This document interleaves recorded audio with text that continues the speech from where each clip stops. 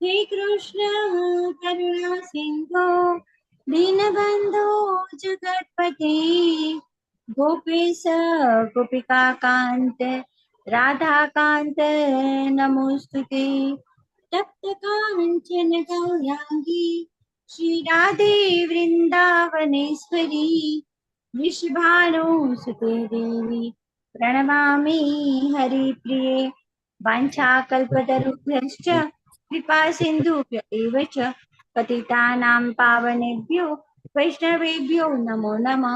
नमः ॐ विष्णुपादाय कृष्णपृष्ठाय भूतले श्रीमते भक्तिवेदान्त स्वामी इति नामिने। नमस्ते सरस्वती देवे गौरवाणी प्रचारिणे निर्विशेष शून्यवादी पाश्चात्य देशतारिणे जय श्री कृष्ण चैतन्य प्रभु नित्यानंद श्री अद्वैत गदाधर श्रीवास आदि गौर भक्त वृंद हरे कृष्णा कृष्ण कृष्ण हरे हरे हरे राम राम राम हरे हरे हरे कृष्ण। हरे कृष्ण मंगी माता जी हरे कृष्ण धन्यवाद प्रभु जी, धन्यवाद प्रणाम सर्व भक्तों ने। हरे कृष्ण। हरे कृष्ण कीर्तिमा प्रभु जी हरे कृष्ण सर्वे ने हरे कृष्ण राजेंद्र प्रभु जी हरे कृष्ण सर्वे ने श्रीला प्रभुपाद की जय श्री राधा गोविंद प्रणाम।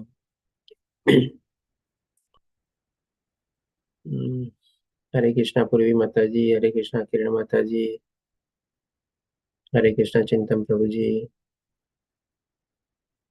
ओके तो आज આપણે કવર કરશું અધ્યાય 1 નો બેલેન્સ પાર્ટ, એટલે કે ગઈકાલે આપણે 27 શ્લોક સુધી આપણે કવર કર્યા હતા અને આજે આપણે બાકીના એટલે કે 19 શ્લોક આજે આપણે કવર કરશું. અને ગઈકાલે પણ જેમ આપણે બ્રિજ ક્લાસ હતો તો આજે પણ આના પછી back to back bridge class છે આપણે. તો પ્રશ્નોત્તરી થોડી આપણે કાલ માટે મુલતવી રાખશું અને પછી કાલના સંદર્ભમાં આપણે જ્યારે બીજો અધ્યાયનો પહેલો પાર્ટ કવર કરશું તો પહેલાના અધ્યાયના સંદર્ભમાં પણ જો કોઈનો કોઈ પ્રશ્ન હોય તો આપણે લઈ લેશું આપણે. ઓકે, તો ગઈકાલે આપણે શું શું ડિસ્કસ કર્યું હતું 1 થી 27માં શ્લોકમાં? કોણ કહેશે એકદમ સંક્ષિપ્તમાં અને ટુ બી પ્રેસાઇઝ? હરે કૃષ્ણ. જે ફર્સ્ટ ટાઈમ લેવલ 2 કરી રહ્યા હોય એ જો બતાવશે તો બહુ ખુશી થશે. કૃષ્ણકુમાર પ્રભુજી ફટાફટ કરીએ, આપણી પાસે સમય ઓછો છે. ચાલો રિપીટર માંથી કોઈ બતાવે તો સંક્ષિપ્તમાં જલ્દીથી. હરે કૃષ્ણ પ્રભુજી. જી માતાજી બોલો. 1 થી 27 શ્લોક સુધીમાં આપણે સૌથી પહેલા તો ધૃતરાષ્ટ્રની માનસિકતા જોઈ, પછી સંજય જે રીતે ભગવાન કહીને રાજા કહીને સંબોધે છે એ જોયું, અને ભગવાન અર્જુનના મનમાં જે મોહ માયામાં યોગ માયામાં એને મૂકે છે એ જોયું, અને સૈન્યનું નિરીક્ષણ શરૂ કરે છે હવે. ઓકે, નિરીક્ષણ શરૂ કરે છે. ઓકે ચાલો, આના સંદર્ભમાં બરાબર કીધું છે. આમાં કોઈને કઈ એડ કરવું છે? 1-2 પોઈન્ટ હજી રહી જાય છે આપણે આમાં. એક મહત્વની ચીજ રહી જાય છે અને એક થોડીક આપણે ઓછી મહત્વની ચીજ કહી શકીએ. દુર્યોધનનો પોલિટિકલ માઇન્ડ જોયું આપણે. બરાબર, દુર્યોધનનો દ્રષ્ટિકોણ જોયો આપણે, અગત્યનું હતું. હજી એક બીજો પોઈન્ટ રહી જાય છે આપણે એમાં. કૃષ્ણએ જોતું હતું એ બધું આપ્યું એમ. શું? કૃષ્ણ જે માગવા આવે તો એને આપ્યું, દુર્યોધનને જે જોતું હતું એને પણ આપ્યું, અને અર્જુનને જે જોતું હતું એ પણ આપ્યું, અને દિવ્ય રથ દ્વારા યુદ્ધનું શરૂઆત. દિવ્ય રથ. હજી એક નાનકડો પોઈન્ટ આમાં એડ કરી શકાય આપણે. હરે કૃષ્ણ પ્રભુજી. જી પ્રભુજી. દુર્યોધન કહે છે ને ત્યક્તે જીવિતા, બરોબર ને? એ છે અને Okay. પછી જે ત્યક્ત જીવિતા અને જે વર્ણન કરે છે ને મીન્સ અર્જુનના રથનું મીન્સ કપી ધ્વજ છે તો બધું એ બી એના જીત માટે પોસિબિલિટી છે, બરોબર. પછી પંચજન્ય શંખ. હા, પંચજન્ય શંખ, અલગ અલગ બધા બધા શંખનાદ શંખ થાય છે. શંખનાદ થાય છે અને બધાના વિતીર્ણ કરે છે. અને સરસ. શંખ દ્વારા પણ પંચજન્ય શંખ વગાડે. કોણે કયો પંચજન્ય શંખ શંખ. વગાડ્યો? કોણે કોણે કયો શંખ વગાડ્યો એનું કોને કોઈ શકે. બરાબર. તો ડેફિનેટલી આ બધી 4-5 ચીજ આપણે જે 1 થી 27માં શ્લોકમાં આપણે કવર કરી, અને હવે આજે 28 થી લઈને 46માં શ્લોકમાં આપણે મેઇનલી આપણું ધ્યાન કેન્દ્રિત રહેશે આમાં, કારણ કે અર્જુન હવે બધું બોલે છે અને અર્જુનની પ્રતિક્રિયા શું છે, અથવા અર્જુન જ્યારે ભગવાન શ્રી કૃષ્ણને કહે છે કે મારા રથને તમે યુદ્ધ ભૂમિની વચ્ચોવચ લઈ જાઓ, તો જે પ્રમાણે હેમાંગી માતાજીએ કીધું કે ત્યારે ભગવાન શ્રી કૃષ્ણ દ્રષ્ટિપાત કરે છે કૌરવોની સેના ઉપર અને પાંડવોની સેના ઉપર, અને અર્જુનને કહે છે કે જો તારે જે જોવું તે બધું જો. એટલે કે આવી રીતે દ્રષ્ટિપાત કરીને ભગવાન શ્રી કૃષ્ણ અર્જુનને યોગ માયામાં મૂકે છે, અને યોગ માયામાં મૂક્યા પછી હવે અર્જુનની પ્રતિક્રિયા શું છે, અથવા જો અર્જુનનું રિએક્શન કેવું છે, એ આપણે 28 થી 46માં શ્લોકમાં આપણે કવર કરશું. તો 28માં શ્લોકમાં અર્જુન કહે છે, અર્જુને કહ્યું, હે પ્રિય કૃષ્ણ, આ રીતે યુદ્ધ કરવાની ઈચ્છાવાળા મારા મિત્રો તથા સ્વજનોને મારી સામે ઉપસ્થિત થયેલા જોઈ મારા અંગો ધ્રુજવા લાગ્યા છે અને મારું મુખ પણ સુકાઈ રહ્યું છે. એટલે કે 2 ટાઈપના એના બોડી રિએક્શન્સ અહીંયા અર્જુન વર્ણવે છે. હજી આગળના શ્લોકોમાં પણ એના બધા કેવી રીતે બધા બોડી રિએક્શન્સ થાય છે એ પણ વર્ણવે છે, પણ એના કરતાં વધારે મહત્વનું જે અહીંયા અર્જુન વર્ણવે છે એની પાછળની એનો આપણે કહે ને કે દ્રષ્ટિકોણ જોવાનો છે. એટલે કે કેવા દ્રષ્ટિકોણથી અર્જુનને આવી ફિલિંગ્સ થાય છે અને એવી રીતે આવા એના બોડી રિએક્શન્સ થાય છે. તો એની પાછળનું કારણ શું છે કે ભાઈ અર્જુન જાણે આપણે બહુ દયાળુ હતો, લાગણી હતો, અથવા તો કૃપાશીલ હતો, અથવા તો આવી રીતે એના બધા પોતાના સ્વજનોને અને પોતાના પરિવારજનોને, પોતાના સગા સંબંધીઓને, પોતાના મિત્રોને, પોતાના પુત્રોને, મામાને, આ બધાને જ્યારે પોતે જોઈ રહ્યો હતો ત્યારે એના મનમાં લાગણી ઉદ્ભવે છે કે અરે આ બધા જે મારા રિલેટિવ છે, જેના ખોળામાં રમ્યો, જેણે મને શિક્ષા આપી, આમાંથી મારા નાના પણ સ્વજનો છે, મોટા પણ સ્વજનો છે, અને બધા મારા એકબીજાથી બધા પરિચિત છીએ આપણે. તો આ લોકો બધા આપણે અંદરો અંદર શું આપણે લડવાનું છે, એકબીજાની સામે આપણે લડવાનું છે યુદ્ધભૂમિ ઉપર, અને એકબીજાની સામે આપણે શસ્ત્રો ઉપાડવાના છે અને એકબીજાને મારવાના છે. એટલે કે આવી રીતે એના મનમાં કરુણા જાગે છે, અથવા તો દયા જાગે છે અને લાગણી જાગે છે કે આવી રીતે મારે શું બધાની સામે શસ્ત્રો ઉપાડીને, એકબીજાની સામે શસ્ત્રો ઉગાડીને આપણે એકબીજાને મારવાના છે. એટલે કે આવી રીતે એના અંદરમાં કરુણા જાગે છે, અને આ રીતે 2 બોડી રિએક્શન્સ આપણે જોયું. પહેલું કે ભાઈ અંગો ધ્રુજવા લાગે છે અને મોઢું સુકાઈ રહ્યું છે. હવે આગળ હજી જોઈએ એની પ્રતિક્રિયા શું છે. આ એની કરુણા અને લાગણીની પ્રતિક્રિયાના સંદર્ભમાં જ આપણે બીજો 29 અને 30માં શ્લોકમાં પણ અર્જુન વર્ણવે છે કે મારા સમગ્ર શરીરે કંપ થઈ રહ્યો છે. એટલે કે ત્રીજી પ્રતિક્રિયા આપણે જોઈ એના બોડી રિએક્શન્સમાં. ચોથી કહે છે કે મારા શરીરે રોમાંચ થઈ રહ્યો છે. હવે કોઈ પણ રોમાંચ અથવા તો એક્સાઇટમેન્ટ આપણને ક્યારે થાય, જ્યારે આપણે બહુ સુખદ પ્રસંગ જોઈએ ત્યારે પણ આપણને એક્સાઇટમેન્ટ થાય, અને જ્યારે આપણે બહુ દુઃખદ પ્રસંગ જોઈએ ત્યારે પણ આપણા મનમાં એક્સાઇટમેન્ટ થાય. આપણે બંનેની લાગણી શું છે, અલગ અલગ હોઈ શકે. ઘણીવાર આપણને જો સુખના પણ આંસુ આવે છે, અને ઘણીવાર આપણને શું છે, દુઃખના પણ આંસુ આવે છે. તો એકચ્યુઅલી તમે જોવા જાવ ને તો આપણી આંખમાંથી જ્યારે આંસુ નીકળે ને, તો તમે સુખના આંસુ એક છે ને અલગ દિશામાંથી અને અલગ પ્રક્રિયાથી નીકળે છે, અને એને તમે જો ક્યારેક ચાખજો એ આંસુનો સ્વાદ, તો એનો સ્વાદ પણ તમને અલગ લાગશે. તમે જો એક્સપેરિમેન્ટ કરીને જોજો. અને જ્યારે દુઃખના આંસુ નીકળે છે આપણા આંખમાંથી, ત્યારે એ પણ આપણે અલગ ગ્રંથિમાંથી નીકળે છે, કારણ કે આપણા આંખમાં અલગ બધી ગ્લેન્ડ્સ હોય છે, અથવા તો ગ્રંથિઓ હોય છે, જેમાંથી આંસુ નીકળવાની પ્રક્રિયા થાય છે. તો જેવા જેવા આપણા મનમાં કહે ને કે ભાવો હોય છે, જેવી આપણી મનસ્થિતિ હોય છે, એ પ્રમાણે આપણી આંખની અંદર બધી ગ્રંથિઓ કામ કરે છે, અને એ પ્રમાણે આપણા આંસુઓ નીકળે છે, અને એનું ડાયરેક્શન પણ અલગ અલગ હોય છે આપણે. અને જ્યારે સુખના અને દુઃખના જે આંસુ નીકળે એને તમે ચાખીને પણ જોજો, તો એનો બંનેનો સ્વાદ તમને છે ને અલગ લાગશે. આમાંથી મારા ખ્યાલથી કદાચ કોઈ એવું કર્યું નહીં હશે એક્સપેરિમેન્ટ, પણ એકવાર કરીને જોજો. જો આવા કોઈ પ્રસંગો તમારા લાઈફમાં આવે ને તો જસ્ટ. તો આવી રીતે જ્યારે પછી એના શરીરે રોમાંચ થઈ રહ્યો છે, તો ડેફિનેટલી અત્યારે એને ભૌતિક રીતે આ બધું દુઃખની પરિસ્થિતિ છે કે ભાઈ આ બધા સ્વજનોની સામે મારે લડવાનું અને એ લોકોની હત્યા કરવાની. એટલે કે આવી રીતે ભૌતિક દુનિયાના દુઃખના સંદર્ભમાં એની જે લાગણી ઉદ્ભવેલી હતી, એટલે કે ત્યારે એમાં એનો રોમાંચ થઈ રહ્યો છે. અને મારું ગાંડીવ ધનુષ હાથમાંથી સરી પડી રહ્યું છે, એટલે કે લગભગ 6થું રિએક્શન્સ આપણે જોઈ શકીએ છીએ અહીંયા. અને મારી ત્વચા બળી રહી છે, એટલે કે 7મું રિએક્શન્સ. અને હજી એક બોડીલી રિએક્શન પણ આગળ આવે છે. હવે અહીં વધારે સમય સ્થિર ઊભો રહી શકતો નથી, એટલે કે પોતાનું બેલેન્સ પણ જાળવી શકતો નથી. આપણે કહી શકીએ 8મું રિએક્શન આપણે, હું મારી જાતને ભૂલી રહ્યો છું. મારી જાતને ભૂલી રહેવાનો મતલબ શું? અર્જુન કોણ હતો? તો કે ક્ષત્રિય હતો. ક્ષત્રિય તરીકે હવે પોતાનો સ્વધર્મ ભૂલી રહ્યો છે.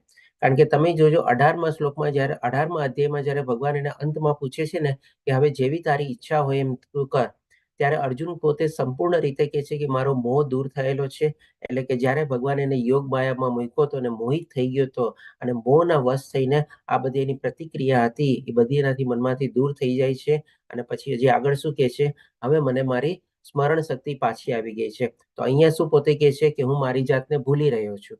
તો હવે જસ્ટ તમે જો કેટલું સરસ રીતે આપણને પહેલા અધ્યાયથી લઈને 18મા અધ્યાયની જે આખી યાત્રા આપણે સંપૂર્ણ કરીએ છીએ, ત્યારે અર્જુનના શબ્દો ઈ શ્લોક તમે કમ્પેર કરજો આ બધા 28, 29 અને 30મા શ્લોકના સંદર્ભમાં. તો આ બધા મોહના એના બધા લક્ષણો હતા. તો બધો મોહ એનો દૂર થઈ ગયો અને એ પણ પોતે કહે છે કે હવે મારી સ્મરણ શક્તિ પાછી આવી ગઈ છે. સ્મરણ શક્તિ પાછી આવી ગઈ એટલે કે શું? અહીંયા શું કીધું? એને મારી જાતને ભૂલી રહ્યો છું. એટલે ત્યાં પછી કહે છે કે મારી સ્મરણ શક્તિ પાછી આવી ગઈ છે. તો આ બેના સંદર્ભમાં વચ્ચે કનેક્ટિંગ પોઈન્ટ શું છે આપણે? તો અહીંયા શું ભૂલી રહ્યો છે? પોતાનો ક્ષત્રિય ધર્મ ભૂલી ગયો છે.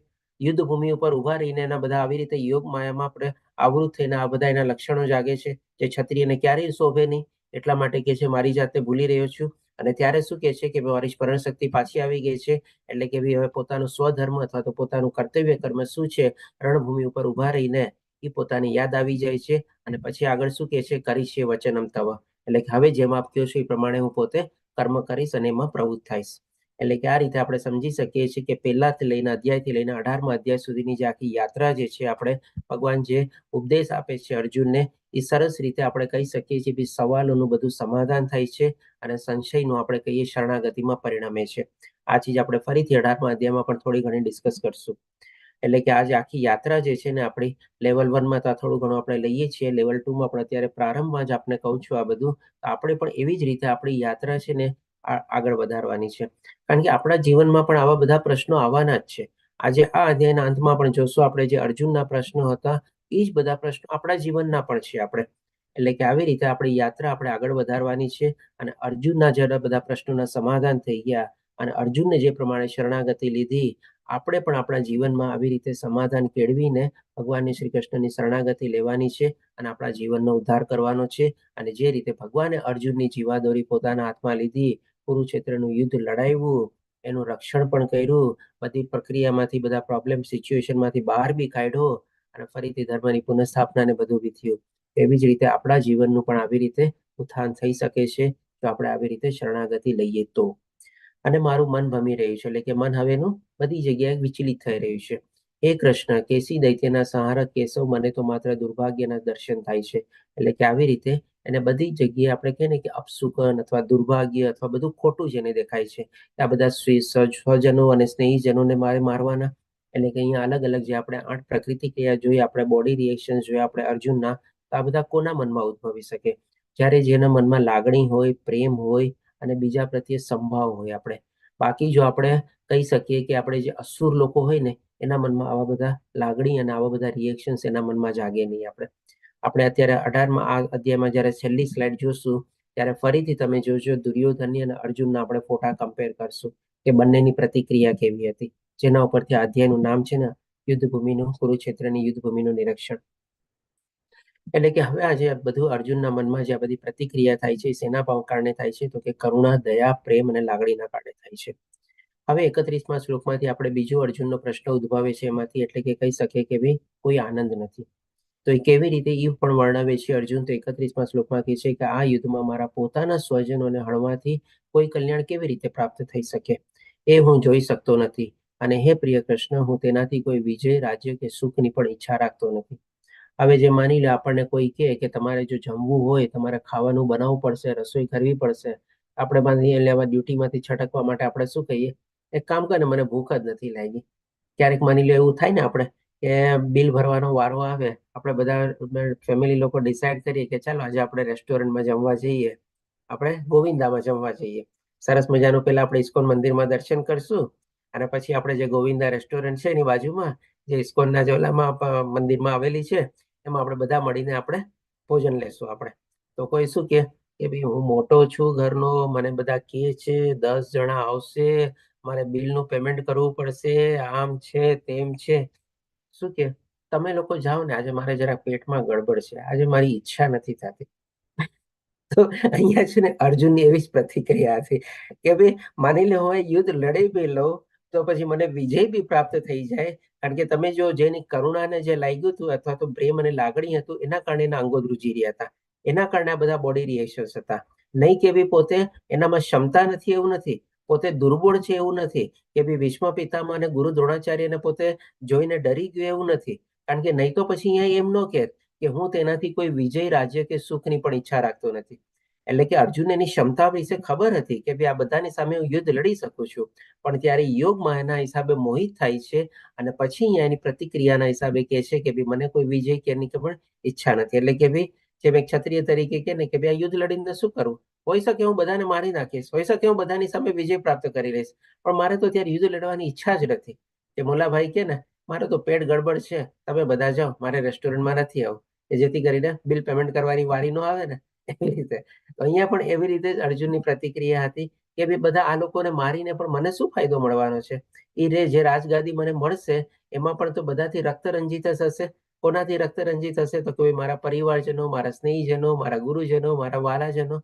આનાથી એવી રક્ત રંજિત ગાદી ઉપર બેસીને પણ મને શું ફાયદો મળવાનો છે? રાજ્ય તો મળી જશે, બરાબર છે, હું જીતી લઈશ, પણ આનંદ શેનો? આપણે કોઈ પાર્ટી ઓર્ગેનાઇઝ કરી હોય અને એમાં ઘણા બધા લોકોને આપણે ઇન્વાઇટ કર્યા હોય અને માની લો કોઈ ન આવી શકે, આપણે કેવી રીતે પાર્ટી સેલિબ્રેટ કરી શકીએ? નાનો બાળક એનો બર્થડે સેલિબ્રેટ કરતો હોય, મારી લો કોઈ મિત્ર ન આવી શક્યા તો પછી શું થાય? કોની સાથે પોતે કેક કાપે, કોની સાથે ગિફ્ટ શેર કરે, કોની સાથે પોતે બધી રમતો રમે? કાંઈ એને મજા આવે? ન આવે ને. તો અહીંયા પણ અર્જુનને એ જ થાય છે કે આ બધી ગાદી મળી જશે તો પછી હું શું કરું એ ગાદીનો? એટલે કે આવી રીતે એનો બીજો પ્રશ્ન થાય છે કે ભાઈ કોઈ આનંદ નથી. હજી એના સંદર્ભમાં આગળ પણ કહે છે 32, 33, 34, 35 એટલે કે 4 શ્લોકમાં, હે ગોવિંદ. ગોવિંદનો મતલબ એટલે કે શું છે? આપણે ઇન્દ્રિયોને આનંદ આપનાર છે. કારણ કે અર્જુનને અહીંયા શું હતું કે મને કોઈ આમાં આનંદ નથી દેખાતો, એટલે આ ભગવાન શ્રી કૃષ્ણને ગોવિંદ તરીકે સંબોધે છે. અમને રાજ્ય, સુખ તથા જીવનથી પણ શું લાભ થવાનો છે? કારણ કે જે લોકો માટે અમે સર્વ ઈચ્છીએ છીએ તેઓ બધા જ આ યુદ્ધ ક્ષેત્રમાં ગોઠવાયેલા છે. હે મધુસૂદન, એટલે કે મધુ નામનો, મધુ અને કૈટબ નામના અસુરોને એમણે વધ કરેલો હતો ભગવાન શ્રી કૃષ્ણે, એટલા માટે અહીંયા મધુસૂદન તરીકે વર્ણવે છે કે જેથી કરીને ભગવાનને એ વિનંતી કરે છે કે મારા મનમાં જે પ્રશ્ન જાગ્યો છે, અસુરરૂપી પ્રશ્ન, એનું તમે મને સમાધાન આપો. કે જ્યારે ગુરુજનો, પિતૃઓ, પુત્રો, પિતામહો, મામા, સસરા, પૌત્રો, શાળા તથા અન્ય બધા સગા સંબંધીઓ તેમના પ્રાણ તથા ધન ત્યજવા તત્પર છે અને મારી સામે બધા ઊભા છે, ત્યારે ભલે તેઓ મને હણી નાખે તો એ હું આ સૌનો સંહાર કરવાની શા માટે ઈચ્છા કરું? એટલે કે પોતાની લોજિક અને પોતાનું આર્ગ્યુમેન્ટ ભગવાન સમક્ષ પ્રસ્તુત કરે છે કે ભાઈ શું કામે મને કોઈ આનંદ નથી? આ બધા લોકોને મારીને રાજગાદી મળશે, મને શું આનંદ મળશે? તમે જ કયો ગોવિંદ. એવી રીતે ભગવાનને સંબોધીને કહે છે. હે જીવ માત્રના પાલનહાર. અહીંયા ભગવાનને જનાર્દન તરીકે પણ વર્ણવે છે, એટલે કે બધાના પાલનહાર તરીકે છે. તો હવે તમે જ મને આવી કહો છો કે ભાઈ આ રીતે મારે યુદ્ધ લડવામાં આગળ વધવું જોઈએ કે ન વધવું જોઈએ? એવી રીતે ભગવાનને સંબોધીને કહે છે કે તમે મનોના ઉપાય બતાવો. કે બદલામાં મને આ પૃથ્વીનો તો શું, ત્રણેય લોકનું રાજ્ય પણ જો મને મળી જશે તો પણ હું આ બધાની સાથે લડવા હું તૈયાર નથી. ધૃતરાષ્ટ્રના પુત્રોને હણીને અમને કઈ જાતની પ્રસન્નતા થવાની છે? એટલે કે અહીંયા પણ જો અર્જુનનો જે કોન્ફિડન્સ લેવલ હતો ને, આમ જોવા જઈએ તો જરાય ખોટો નહોતો. અને સાથે સાથે એની જે ક્ષમતા હતી, એનામાં જે કેપેબિલિટી અને જે ટેલેન્ટ હતી, એના ઉપર પણ એને પૂરો વિશ્વાસ હતો. અહીંયા એ શું કહે છે કે મને જો 3 લોકનું રાજ્ય મળી જાય ને, કારણ કે અર્જુનમાં બધા ક્ષત્રિય તરીકે બધી સિદ્ધિ એને પ્રાપ્ત કરેલી હતી, બધા એની પાસે દિવ્યાસ્ત્ર ને બધું હતા. એટલે કે આપણે જાણી શકીએ છીએ કે અર્જુન જે છે એના મનમાં જે કરુણા, પ્રેમ અને લાગણી જે ઉદ્ભવેલા હતા એ કોઈ ડરના મારફત નહોતા ઉદ્ભવેલા. નહીં તો એ બાકી બધા શ્લોકમાં એમ ન કે વિજય પ્રાપ્ત કરીને મને 100 લાભ થશે, ત્રણેય લોકનું રાજ્ય પણ મળીને મને 100 લાભ થશે, કારણ કે અર્જુન પાસે આ બધી ક્ષમતા હતી. સંપૂર્ણ રીતે બધા ત્રણેય લોકનું રાજ્ય મેળવી શકતો હતો. બધી સિદ્ધિઓ એને પ્રાપ્ત કરેલી હતી, બધા દિવ્યાસ્ત્રો એની પાસે હતા. આજે એમનો જે રથ હતો અને જો ગાંડીવ હતો એ પણ તો દેવી દેવતાઓની દેન હતી. એટલે કે બધું એના પાસે ક્ષમતા હતી, કેપેબિલિટી હતી, ટેલેન્ટ હતી, પાવર હતો, શક્તિ હતું, બધું હતું. એ પણ આપણને દર્શાવી શકે છે અર્જુન એના શબ્દો દ્વારા. પણ એ શું કહે છે કે ભાઈ આ બધું મેળવીને પણ મને શું આનંદ મળશે? શું કરવું આ બધી રાજગાદીને મેળવીને? એટલે કે આવી રીતે અર્જુનનું રિએક્શન હતું.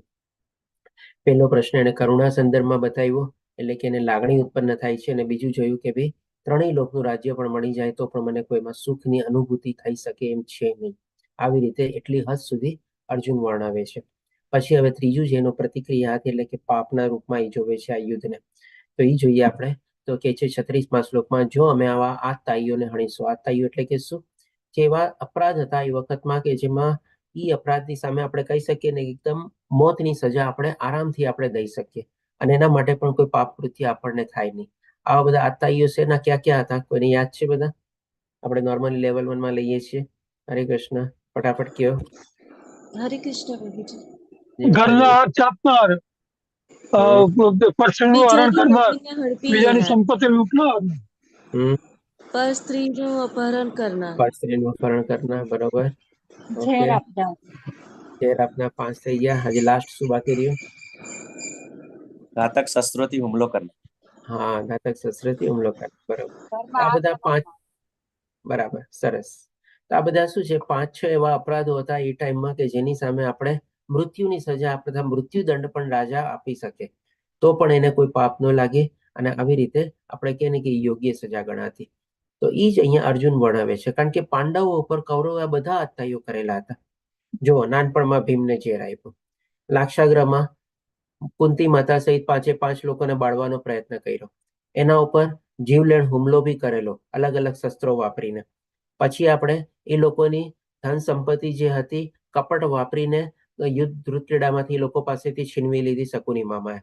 પછી શું કર્યું? એ લોકોની જમીન ઉપર પણ હક મેળવી લીધો, કારણ કે જ્યારે એ લોકો વનવાસમાં ગયા હતા ત્યારે ઇન્દ્રપ્રસ્થ જે નગરી હતી એ ઉપર પછી દુર્યોધને કબજો મેળવી લીધો અને જ્યારે પાછા આવ્યા ત્યારે પણ આપવાની ના પાડે છે. એટલે કે એ લોકોની જમીન ઉપર પણ એમણે કબજો મેળવી લીધો અને અંતમાં જે એક્સ્ટ્રીમ તરીકે જે હતું પોતાની કુલવધુનો પણ આપણે કહી શકીએ કે બી આપણે કે વસ્ત્રહરણ કરવાની કોશિશ કરવામાં આવેલી હતી, જે આપણે ધૃતક્રીડામાં જાણીએ છીએ.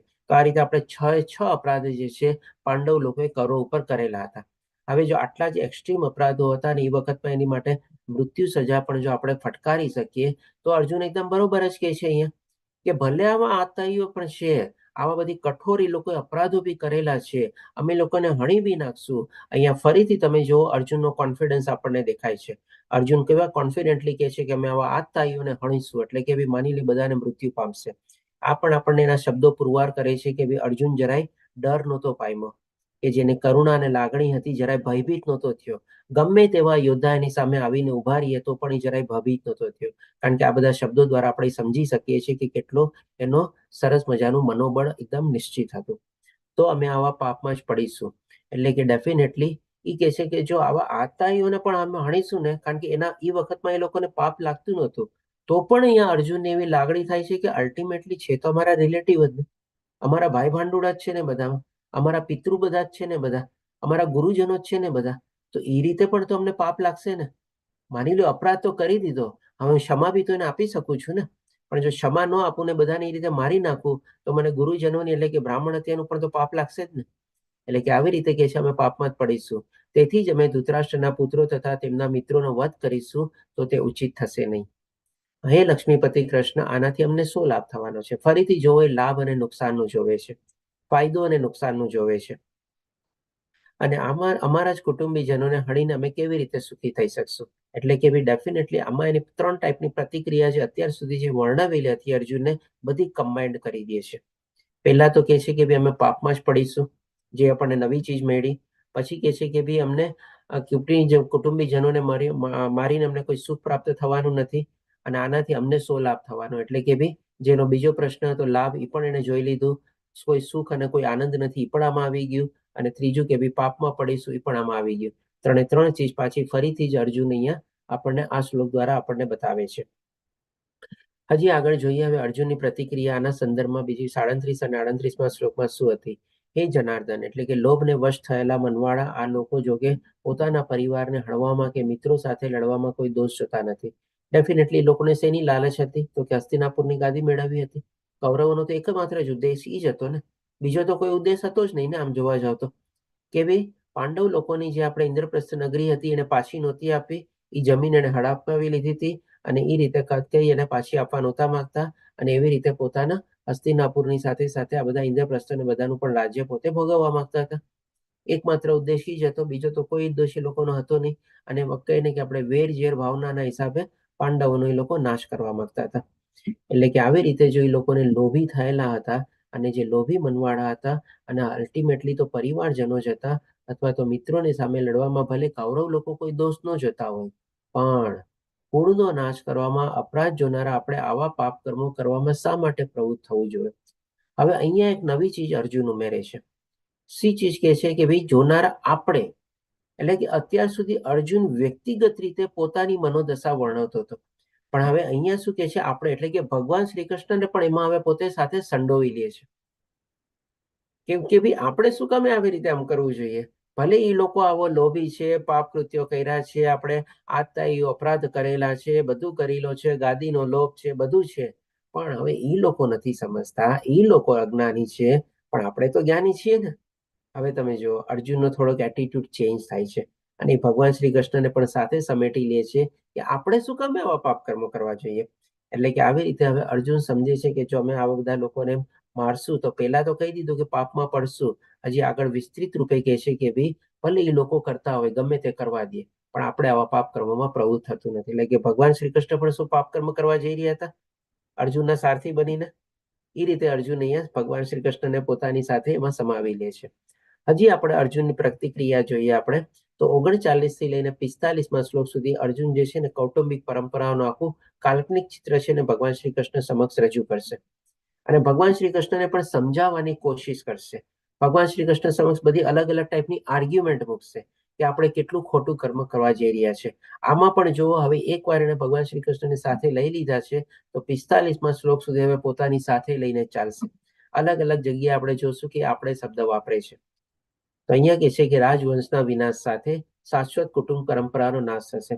આનો સંદર્ભ શું છે કે એ વખતમાં ત્યારે જે રાજા હતા ને બધા આ શાસ્ત્રોનું જ્ઞાન ને બધું ધરાવતા હતા અને એ શાસ્ત્રોના જ્ઞાનના પ્રમાણે એ લોકો પણ નીતિનું આચરણ કરતા અને એની પ્રજાજનોને પણ શું છે સાચા ધર્મના માર્ગ ઉપર આપણે એ લોકો આચરવા માટે અથવા તો એમાં દોરવણી કરવા માટે એ લોકો પ્રવૃત્ત રહેતા. કારણ કે રાજાનો મેઇન ધર્મ ત્યારે એ જ હતો કે પોતાના રાજ્યમાં સારી રીતે શાસન રહે અને બધા પ્રજાજનો છે વર્ણાશ્રમનું પાલન કરે અને ધર્મનું પ્રક્રિયાનું પાલન કરે.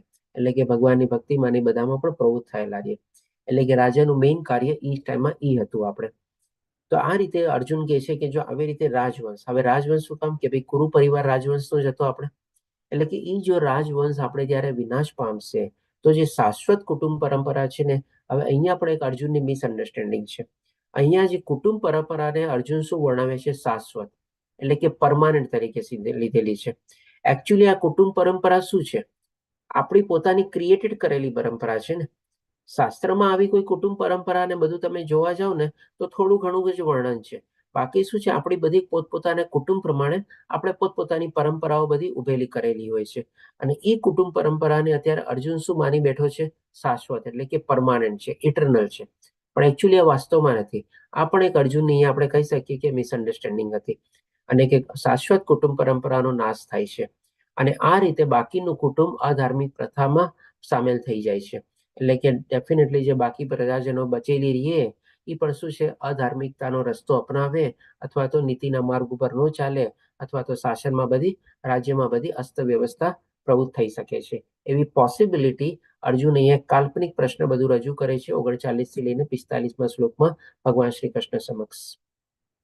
અને ભગવાનને પણ એવી આર્ગ્યુમેન્ટ અને લોજિક દ્વારા સમજાવવાની કોશિશ કરે છે અને એટલા માટે 40માં શ્લોકમાં કહે છે કે હે કૃષ્ણ, જ્યારે કુળમાં અધર્મનું પ્રાધાન્ય થાય છે, એટલે કે આવી રીતે રાજ્યમાં અને કુટુંબ પરંપરામાં જ્યારે અધર્મનું પ્રાધાન્ય વધી જાય છે ત્યારે કુળની સ્ત્રીઓ દૂષિત થઈ જાય છે. કુળની સ્ત્રીઓ કેવી રીતે દૂષિત થાય છે? અર્જુન શું વિચારતો હતો? અહીંયા થોડુંક અર્જુનનો આપણે બીજી પ્રતિક્રિયા પણ આપણે જોઈ શકીએ છીએ કે અર્જુન પહેલા જે બધા શ્લોકમાં આપણને કીધું ખાલી પોતાના પૂરતું નહોતો વિચારતો, પોતાના પરિવારજનો માટે નહોતો વિચારતો, પણ એનાથી પણ એની આગળ જોવાનો દ્રષ્ટિકોણ હતો. એ આખા સંસાર વિશે વિચારતો હતો અને આખા રાજ્ય વિશે વિચારતો હતો અને બધાના લોકોના પરિવારજનો વિશે બી વિચારે છે. એ પણ આપણને આ શ્લોક દ્વારા આપણને ક્લિયર થાય છે કે અર્જુનની જે લાગણી હતી ખાલી પોતાના સ્વાર્થ પૂરતી નિમિત્ત નહોતી, એ બધાનું વિસ્તૃત રૂપે આગળના દ્રષ્ટિએ પણ વિચારે છે. તો અહીંયા કુળની સ્ત્રીઓ કેવી રીતે દૂષિત થાય છે એ આપણે સમજીએ. ત્યારે શું છે બધા પુરુષો લોકો જ્યારે કુરુક્ષેત્રની યુદ્ધભૂમિમાં એકત્રિત થયેલા હતા અને 18 અક્ષરોની સેનાની જે ગણતરી જે પ્રમાણે કરવામાં આવેલી છે એ વખતના સમયમાં કહે છે કે ભાઈ ઓલમોસ્ટ આખા દુનિયાના જેટલા રાજા અને બધા સૈનિકોને બધા હતા એ ત્યારે યુદ્ધ ભૂમિ ઉપર એકઠા થયેલા હતા. અને એ બધાના ઘરમાં કોણ હતા? તો કે ભાઈ એમના માતા પિતા હતા, વૃદ્ધ માતા પિતા હતા, એમના પત્નીઓ હતી, એમના બહેનો હતા, એમના બાળકો હતા નાના. અને આવી રીતે એ બધાનું ભરણ પોષણ કોના થકી ચાલતું છે? કે યુદ્ધ ભૂમિમાં જે બધા યોદ્ધાઓ લડવા આવેલા છે એના પરથી. હવે માની લો આ યુદ્ધ લડાય અને જે પ્રમાણે અર્જુન વિચારે છે કે આ બધા યોદ્ધાઓ જો મૃત્યુ પામે તો એના ઘરમાં એનું આજીવિકા કોણ રડે? હવે માની લો આજીવિકા રડવા વાળું કોઈ ન હોય તો વૃદ્ધ માતા પિતા પણ બહાર જઈને જો શકતા હોય તો જે ઘરની જે સ્ત્રીઓ હોય કદાચ એને ઘરનો ઓમરો ઓટકવો પડે અને બહાર નીકળવું પડે ઘરની બહાર અને પોતાની આજીવિકા રડવા માટે એને કંઈક એવા કાર્યમાં પ્રવૃત્ત થવું પડે. આમાં પણ બે ટાઈપની પોસિબિલિટી હોઈ શકે. કંઈક એને કોઈ ખોટા અનીતિ માર્ગનો આપણે સહારો લેવો પડે, જેમ એ અર્જુન કહે છે ને કે અધર્મનું પ્રાધાન્ય વધી જશે. તો જ્યારે અધર્મનું પ્રાધાન્ય વધે ત્યારે કાં તો સ્ત્રીઓ એવા કાર્યમાં પ્રવૃત્ત થઈ શકે અથવા તો જ્યારે સ્ત્રીઓ ઘરનો ઉમરો ઓળંબે ત્યારે શું છે બહારના લોકો પણ એવા સ્ત્રી લોકોનો ગેરલાભ લઈ શકે અધર્મની પ્રવૃત્તિ કરીને. અને જ્યારે આવી રીતે સ્ત્રીઓ દૂષિત થાય, સ્ત્રીઓ દૂષિત થવાનો મતલબ શું? તો કે સ્ત્રીત્વના પતનથી. એટલે કે જે લોકોનું પવિત્રતા હોય, સ્ત્રીની પવિત્રતા એ જળવાઈ ન રહે અને એની જો પવિત્રતા જ્યારે પતન થાય અને એટલે એ માટે કહેવાય છે કે સ્ત્રીત્વનું પતનથી હે વૃષ્ણવંશી અવાંછિત સંતતિ ઉત્પન્ન થશે. તો એના પછી જે આવનારી પ્રજા હશે એ અર્જુન કેવી રીતે વર્ણવે છે કે બી અણવાંછિત. કારણ કે આપણે હોઈ શકે ઈચ્છાથી રીતે પ્રજા ઉત્પન્ન ન થયેલું હોય, એકબીજાનો આપણે ગેરલાભ લીધેલો હોય, અધર્મનું આચરણ કરેલું હોય અને એવી રીતે સ્ત્રીઓને દૂષિત થઈને આપણે એનો ઉપભોગ કરીને આપણે અણવાંછિત પ્રજા ઉત્પન્ન થયેલી હોય. આવી રીતે અર્જુન જે છે એ ખાલી ત્યારના સમાજ પૂરતું નહીં પણ જે આવનારી પ્રજા છે ને એના પૂરતું પણ આગળ પોતે વિચારે છે. એટલે કે અર્જુનની પ્રતિક્રિયા કેટલી એક્સટેન્શન રૂપમાં હતી એ પણ આપણને અહીંયા ક્લિયર થાય છે. હજી આગળના શ્લોકમાં જોઈએ કે અર્જુન આગળ શું આપણને લોજિક અને આર્ગ્યુમેન્ટ આપે છે. તો 41મા શ્લોકમાં કહે છે કે અણવાંછિત પ્રજાની વૃદ્ધિ થવાથી. હવે વૃદ્ધિ કેવી રીતે થશે? પહેલાના શ્લોકમાં શું કીધું? અણવાંછિત પ્રજાના ઉત્પન્ન થશે. હવે અહીંયા કહે છે અણવાંછિત પ્રજાની વૃદ્ધિ થશે, એટલે કે વધારો થશે. તો કેવી રીતે વધારો? તો ભાઈ એના ઘરમાં પણ તો પેલા બાળકોની બધા હતા. હવે માની લો સ્ત્રી જ્યારે બહાર વહી ગઈ અને ઘરમાં પછી એના બાળકોને કોઈ સંસ્કાર દેવા વાળું ન રહ્યા તો એના પણ આપણે ખોટા સંસ્કાર થાય, એ પણ અધર્મના માર્ગે જાય. અને પ્લસ પાછી જે નવી પ્રજા આવી એ પણ તો આપણે અધર્મના માર્ગે અણવાંછિત પ્રજા ઉત્પન્ન થઈ. એટલે કે બંને જ્યારે કમ્બાઇન્ડ થઈ તો ડેફિનેટલી અણવાંછિત પ્રજામાં વૃદ્ધિ જ થઈ ગઈ આપણે, એટલે કે એમાં વધારો થઈ ગયો. એટલે કે આ પણ જે અર્જુનનું લોજિક અથવા આર્ગ્યુમેન્ટ છે આમ જોવું તો એકદમ વેલિડ જેવું લાગે આપણને. એટલે કે અણવાંછિત પ્રજાની વૃદ્ધિ થવાથી પરિવાર માટે તથા પારિવારિક પરંપરાઓને નષ્ટ કરનારા એમ બંને માટે નિસંદેહ નારકીય જીવન ઉત્પન્ન થશે. એટલે કે ડેફિનેટલી જે પરિવાર છે એના માટે તો નરક જેવું થશે, પણ જે લોકો આ પરિવારિકને બનાવવા માટે જવાબદાર જે છે એ લોકો પણ નારકીય જીવન ભોગવશે, એ લોકોને પણ નરકમાં જવું પડશે. પછી હજી આગળ કહે છે કે આવા પતિત કુટુંબોના પૂર્વજો અધપતન પામશે. એટલે કે હવે તમે જુઓ એ કેટલી પેઢી સુધી વિચારે છે.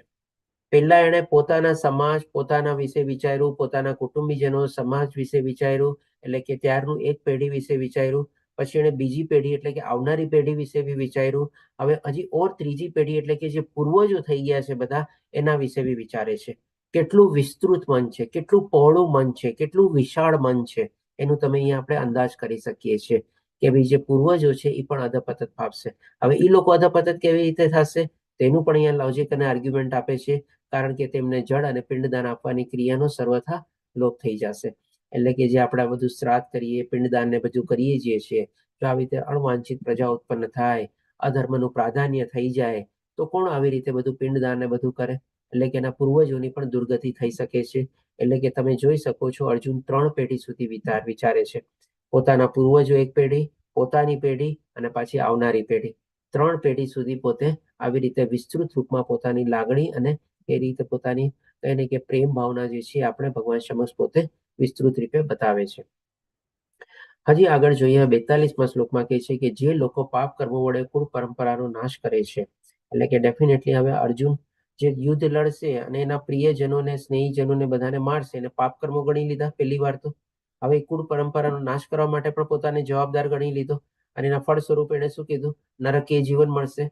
અને એ રીતે અવાંછિત સંતતિને જન્મ આપે છે તેમના દુષ્કર્મોથી. એટલે કે આ બધા ડેફિનેટલી ખોટા કર્મો થઈ ગયા. અર્જુન એવી રીતે વિચારે છે. સર્વ પ્રકારના સામુદાયિક કાર્યો તથા પારિવારિક કલ્યાણ કાર્યો વિનિષ્ટ થઈ જશે. એટલે કે જે કાંઈ પણ બધા પુણ્ય કર્મો થતા હોય અથવા તો જે કાંઈ બધા એવા સામૂહિક કાર્ય સારા માટે થતા હોય અથવા તો લોક કલ્યાણ માટે જે બધા કાર્ય થતા હોય એ બધા અર્જુન કહે છે કે વિનિષ્ટ થઈ જશે અથવા તો રાજ્યમાં પૂરેપૂરી સંપૂર્ણ રીતે અસ્તવ્યવસ્થ બધું થઈ જશે. આપણે કોઈ જાતનું લો એન્ડ ઓર્ડર અથવા ડિસિપ્લિન જળવાયેલું નહીં રહે એવું કાલ્પનિક દ્રશ્ય અહીંયા અર્જુન પ્રગટ કરે છે ભગવાન શ્રી કૃષ્ણ સમક્ષ અને ભગવાનને બતાવે છે. હવે આગળ જોઈએ, હજી 43મા શ્લોકમાં કહે છે, હે પ્રજાના પાલનહાર કૃષ્ણ, મેં ગુરુ શિષ્ય પરંપરા દ્વારા સાંભળ્યું છે કે જે લોકો કુળ ધર્મનો નાશ કરે છે તેઓ સદા નરકમાં વાસ કરે છે. એટલે કે પાપી પ્રતિક્રિયામાં પોતે પ્રવૃત્ત થશે એ એણે બતાવ્યું, ભગવાને સાબિત કરવાની કોશિશ કરી. કુળ ધર્મનો નાશ થશે એ એણે બતાવ્યું, આપણે આ બધા દુષ્કૃત્યો છે એ એણે ભગવાનને બતાવ્યું. પછી આપણને શું કીધું કે ભાઈ આપણા પૂર્વજોનો પણ આપણે પિંડદાન કોઈ નહીં આપી શકે, એ લોકો પણ અધપતિ થશે એ પણ એને બતાવ્યું. અને પછી આવનારી જે પ્રજા હશે એ પણ અણવાંછિત પ્રજા હશે એ પણ એને બતાવ્યું. આ બધું ચીજ એને અર્જુનને જ્ઞાન ક્યાંથી થયું? તો એનો સોર્સ પણ બતાવે છે. તમે જુઓ, એવું નથી કે એને મન ઘડિત કથા કીધેલી છે ત્યારે ભગવાન સમક્ષ, એટલે કે એની પાછળનું જે પોતાનું જે જ્ઞાન પ્રાપ્ત કરેલું હતું એનો સોર્સ પણ બતાવે છે કે ગુરુ શિષ્ય પરંપરા દ્વારા. એટલે કે ત્યારે એ લોકો જયારે ગુરુકુલમાં ને બધું ભણવા જતા, આ બધું આપણા શાસ્ત્રોને બધાનું જ્ઞાન આપવામાં આવતું હતું. એટલે કે ઈ જ્ઞાનના આધારિત ઉપર જે અત્યાર સુધી અર્જુને જે લોજિક અને આર્ગ્યુમેન્ટ ભગવાન શ્રી કૃષ્ણ સમક્ષ પ્રસ્તુત કર્યો એનો બેઝ બતાવે છે. અને આવી રીતે જો કુળ ધર્મનો નાશ થશે તો કે છે કે ભાઈ આપણે બધા નરકમાં જશું. હવે આગળ કહે છે ભગવાન શ્રી કૃષ્ણને કે અરે આ તે કેવું આશ્ચર્ય છે કે અમે બધા મોટું પાપ કરવા માટે તત્પર થઈ રહ્યા છે. હવે જો ત્યારે એને આપણે વર્ડ યુઝ કર્યો હતો, એટલે કે ભગવાન શ્રી કૃષ્ણ એને પોતાની સાથે સમેટી લીધા. કયા શ્લોકમાં? તો કે 40મા શ્લોકમાંથી 41, 42, 43 શ્લોક સુધી પણ એને સરસ મજાની લોજિક અને આર્ગ્યુમેન્ટ દ્વારા પ્રસ્થાપિત કર્યું કે કેવી રીતે કુટુંબ પરંપરાનો નાશ થશે. અને ફરીથી પાછો હવે 44મા શ્લોકમાં પણ અહીંયા ભગવાનને પોતાની સાથે લઈને ચાલે છે. કે છે કે ભાઈ અમે બધા આવા પાપ કર્મો માટે તત્પર થયા છીએ. એટલે કે એમાં ભગવાનને પણ કહે છે કે તમે પણ અત્યારે પાપ કર્મોમાં પ્રવૃત્ત થઈ રહ્યા છો. રાજ્ય સુખ ભોગવવાના લોભવશ થઈને અમે સ્વજનોને, અહીંયા ફરીથી પાછો અમે કહે છે, અમે સ્વજનોને જાણવા તૈયાર થયા છીએ. ડેફિનેટલી, એટલે કે કૌરવ માટે તો એક રાજ્ય સુખ મેળવવાનું જ હતું. અર્જુનને નહોતી ઈચ્છા કે ભાઈ ત્રણેય લોકનું પણ રાજ્ય મળી જાય તો પણ મારે યુદ્ધ નથી કરવું. એટલે કે આવી રીતે પોતાની લાગણી, કરુણા, પછી કોઈ આનંદ નથી, પાપ અને કૌટુંબિક પરંપરાઓ બધું બતાવીને ભગવાન શ્રી કૃષ્ણ કહે છે કે ભાઈ ભલે એ લોકોને લોભ હોય પણ મને એ ચીજનો લોભ નથી અને એના માટે હવે હું સ્વજનોને હળવા માટે તૈયાર નહીં થાવ. અને આવી રીતે ભગવાન શ્રી કૃષ્ણ સમક્ષ પોતે પછી કહે છે અને ભગવાન શ્રી કૃષ્ણને પણ એમાં સાથે લઈને પોતે ચાલે છે.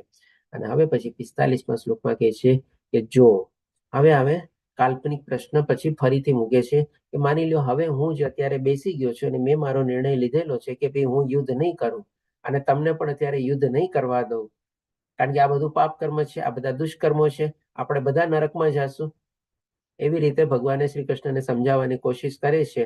હવે બીજી પોસિબિલિટી કે છે કે માની લો આપણે યુદ્ધ ન કર્યું તો હવે શું થશે, શું પરિસ્થિતિ સર્જાશે? કૌરવ લોકો શું કરશે હવે? તો એ 45મા શ્લોકમાં કહે છે કે જો શસ્ત્ર ધારણ કરેલા ધૃતરાષ્ટ્રના પુત્રો, એ લોકો તો બધા એકદમ રેડી હતા યુદ્ધ લડવા માટે. નિશસ્ત્ર થયેલા કોને? તો કે પાંડવ લોકો, કારણ કે અર્જુને અત્યારે હથિયાર મૂકી દીધા હતા. અને આવી રીતે ભગવાન શ્રી કૃષ્ણને કીધું કે ભાઈ હું યુદ્ધ માટે તૈયાર નથી, જે આપણે આગલા શ્લોકમાં જોયું.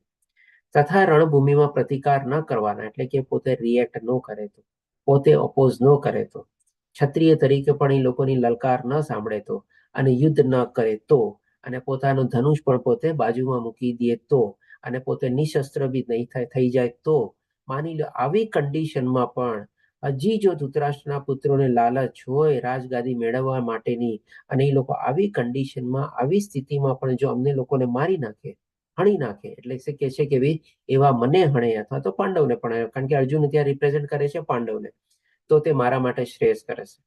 એટલે કે આટલી એક્સ્ટ્રીમ સિચ્યુએશન સુધી અર્જુન જાય છે અને કહે છે કે ભલે આવી રીતે નિયથા તરીકે પણ અમને લોકોને મારી નાખશે ને ધૃતરાષ્ટ્રના પુત્રો, તો પણ એ અમારા માટે શ્રેયસ કરે છે. એટલે કે કલ્યાણદાયી હશે અથવા તો લાભદાયક હશે અથવા તો એ શુભદાયક થશે.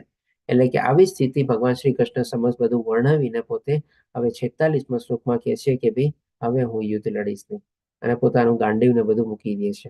હવે જોઈએ કે 46મા શ્લોકમાં અથવા તો છેલ્લા શ્લોકમાં અર્જુન શું કહે છે, એટલે અથવા તો સંજય કહે છે. કારણ કે અર્જુનની પ્રતિક્રિયા આપણે અત્યાર સુધી બધી ચીજ સમજી લીધી, એને બધું રીતે પોતાના હથિયાર મૂકી દીધા છે, એના બોડી રિએક્શન બધું આપણે જોઈ લીધું એના જે પ્રશ્નો હતા એ પણ ભગવાન શ્રી કૃષ્ણ સમક્ષ એને મૂકી દીધા. પોતાના જે લોજિક અને આર્ગ્યુમેન્ટ હતા અથવા જે કાલ્પનિક પ્રશ્નો બી હતા એ પણ ભગવાન શ્રી કૃષ્ણ સમક્ષ મૂકી દીધા. ભગવાનને પણ સાથે લઈને એને કીધું કે ભાઈ આપણે આ બધા પાપ કર્મમાં પ્રવૃત્ત ન થવું જોઈએ, નહીં તો આપણે પણ નરકમાં જાશું. આ બધી રીતે એને ભગવાનને સંબોધી દીધું. હવે સંજય એના શબ્દો દ્વારા એના મહારાજ ધૃતરાષ્ટ્રને વર્ણવે છે અને શું કહે છે જોઈએ. તો સંજય બોલ્યા, રણ મેદાનમાં આ પ્રમાણે કહીને એટલે જે પ્રમાણે અર્જુને અત્યાર સુધી બધું વર્ણવ્યું એ પ્રમાણે પોતાના ધનુષ તથા બાણ બાજુ પર મૂકી દીધા, એટલે કે ભાઈ હેઠા મૂકી દીધા. પોતે નિશસ્ત્ર થઈ ગયો અને શોક સંતપ્ત, એટલે કે શોક સંતપ્ત શેના કારણે? તો કે લાગણી, કરુણા, દયા અને પ્રેમના ભાવને કારણે શોક સંતપ્ત થયેલો છે. અને એ પણ શું કામે થયેલો છે? કારણ કે ભગવાન એને યોગ માયામાં મૂકેલો છે. તો જ ભગવાન આ ભગવદ્ ગીતાનું જ્ઞાન આપણને આપી શકશે. એટલે કે આવી રીતે શોક સંતપ્ત મનથી રથના આસન પર બેસી ગયો, અથવા તો આપણે કહી શકીએ કે ભાઈ રથના છેલ્લા પાયે બેસી ગયો અને નિશસ્ત્ર થઈને પોતે કહે છે કે ભાઈ મારે યુદ્ધ નથી લડવું, અથવા તો હું યુદ્ધ માટે તૈયાર નથી. અને આવી કન્ડિશનમાં પણ જો એ લોકો મને મારી નાખશે તો મારા માટે શ્રેષ્ઠ કરશે. એટલી હદ સુધી અર્જુન ભગવાન શ્રી કૃષ્ણ સમક્ષ આ પોતાની પ્રતિક્રિયા બતાવે છે. તો આ રીતે આપણે 28 થી લઈને 46મા શ્લોકમાં આપણે આખી અર્જુનની પ્રતિક્રિયા જોઈ. હવે આપણે થોડુંક સમરીના હિસાબે આપણે જોઈએ કે અર્જુનના જે બધા પ્રશ્નો ને બધા હતા તે આપણી લાઈફની સાથે કેવી રીતે કનેક્ટ થાય છે.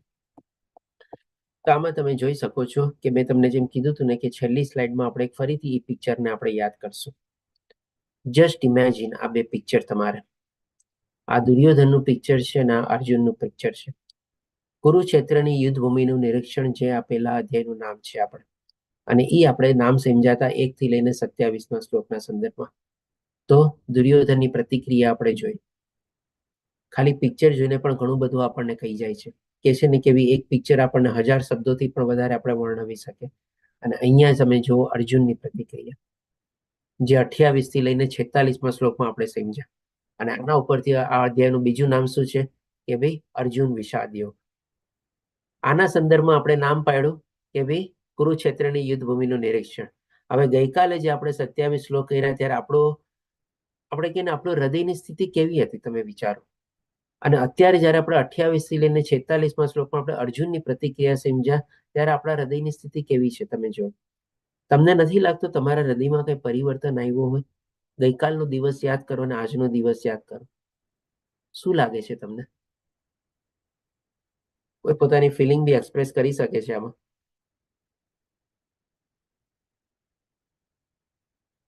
કોઈ રિએક્શન નથી કોઈનામાં? હરે કૃષ્ણ પ્રભુજી, આવું સેમ આપણા પરિવારમાં પણ થતું હોય છે. બરોબર. તો આવી રીતે રિએક્શન મીન્સ એને તો લઈ લેવું છે, પણ એને જે અજ્ઞાની તરીકે એવું વર્તન કર્યું છે, જ્યારે જ્ઞાની તરીકે અર્જુન અલગ વર્તન કર્યું છે. હરે કૃષ્ણ, સરસ. ચાલો કોઈને કઈ એમાં ઉમેરવું છે આપણે? લાગણીશીલ વ્યક્તિ અને ભક્ત હોય હંમેશા ગમે તેટલું કોઈ એના પર કરે પણ એ હંમેશા એને માફ કરવાનું જ વિચારતા હોય છે. હા, જો કેટલો મોટો ડિફરન્સ છે. આ ભક્તની લાગણી છે અને આ આપણે કહી શકીએ કે અસુરની લાગણી છે અથવા તો અભક્તની. જેમ ભગવાને આપણને 16મા અધ્યાયમાં કીધું ને, 2 પ્રકારના માણસો હોય છે. એક દૈવી પ્રકૃતિ વાળા, આ દૈવી પ્રકૃતિ છે, અને એક અસુરી વૃત્તિ વાળા, તો આ અસુરી વૃત્તિ છે. આપણે પહેલા અધ્યાયમાં જ આપણને જો 16મા અધ્યાયનો સંદર્ભ આપણને મળી જાય છે. ફરીથી જયારે આપણે 16મો અધ્યાય લેશું ને ત્યારે તમે જસ્ટ આ બે પિક્ચરને યાદ કરજો. તમને ઘણી બધી ચીજો છે ને 16મા અધ્યાયની પણ ક્લિયર થઈ જશે. તો અર્જુનના મનમાં જે બધા દૈવી ગુણો જે છે ને, કરુણા, લાગણી, પ્રેમ, આ બધું શું છે? દૈવી ગુણ છે. બધા પ્રત્યે સમત્વ ભાવ રાખો. આજે શું ખાલી પોતાના પૂરતું નથી વિચારતો, એ બધામાં એક આત્માનો દર્શન કરે છે કે ભાઈ ખાલી હું મારા પૂરતું નહીં, મારા પરિવારજનો પૂરતું નહીં, મારા સ્નેહ સંબંધીઓ પૂરતું નહીં, મારા ગુરુજનો પૂરતું નહીં, પણ આ જે બધા સૈનિકો જે લડવા આવ્યા છે એના ઘરમાં તો પણ તો કુટુંબ પરિવાર છે ને. એ લોકોની શું સ્થિતિ થશે? સ્ત્રીઓ દૂષિત થશે તો પરિવારજનો કેવી અણવાંછિત પ્રજા ઉત્પન્ન થશે? અમારા પૂર્વજોનું શું થશે? કેટલું હદ સુધી વિચારે છે. આ બધા ભક્તોના લક્ષણ છે એકચ્યુઅલી. અને આ બધા શું છે? ખાલી પોતાના સ્વાર્થ માટે, એ ખાલી રાજગાદી જોવે છે અને પાંડવોનો નાશ કરવો છે ગમ વોટ મે, ગમે તે રીતે. આ બધી અસુરી વૃત્તિ છે.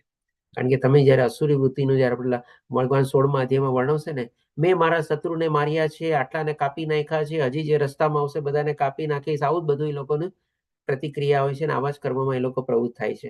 સ્પષ્ટ રીતે ભગવાન આપણને ત્યારે સમજાવે છે એ બધું તમે કનેક્ટ કરજો દુર્યોધનની સાથે, અને જે દૈવી પ્રકૃતિ છે તમે કનેક્ટ કરજો અર્જુનની સાથે. તમને ઘણી બધી ચીજો પણ ત્યારે સ્પષ્ટ થઈ જશે. અને હવે જે પ્રમાણે કીર્તિમાં પ્રભુજીએ કીધું ને, આપણા લાઈફમાં પણ છે ને આ જ બધા પ્રશ્નો આવેલા છે. ડે ટુ ડે લાઈફમાં જોઈએ ને તો આ જ બધા પ્રશ્નો આપણે આવેલા છે. સૌથી પહેલા તો શું આપણને પણ શું છે, આપણા પરિવારજનો પ્રત્યે આપણને બહુ પ્રેમ લાગણી હોય છે. આપણા પત્ની પ્રત્યે, આપણા પતિ પ્રત્યે, આપણા બાળકો પ્રત્યે, આપણા માતા પિતા પ્રત્યે આપણને બધાને લાગણી હોય છે. નેચરલ લવ એન્ડ એફેક્શન જે આપણે કહીએ બધું હોય છે. અને ઘણીવાર એ આપણા માટે છે ને ઘણી જગ્યાએ પ્રોબ્લેમેટિક અને બાધા પણ બની જાય છે. આપણે એને ઓળંગી નથી શકતા. નાનકડો દાખલો લઈએ, માની લો આપણા કોઈક જગ્યાએ કોઈકની કોઈક નોકરીની ટ્રાન્સફર થયું હોય, બે વર્ષ માટે એને અલગ ત્યાં એકલા જવું પડે, ત્યારે પણ કેટલો પ્રોબ્લેમ આવે છે. એક કામ કરો ને, નોકરી છોડી દો ને, પરિવારની સાથે જ રહો ને, અહીંયા સાથે રહીને કોઈ બીજી નોકરી ગોતી લ્યો ને. આવું બધું નથી થતું આપણને. ક્યારેક આપણા પુત્ર પુત્રી પણ બહુ દૂર વયા જાય છે, ત્યારે પણ આપણને થાય છે ને, હું ક્યારે પાછો આવીશ, ઘણા વખતે તને જોયો નથી. એટલે કે ડેફિનેટલી આ બધી લાગણીઓ આપણા મનમાં જાગે જ છે. પછી કોઈ આનંદ નથી.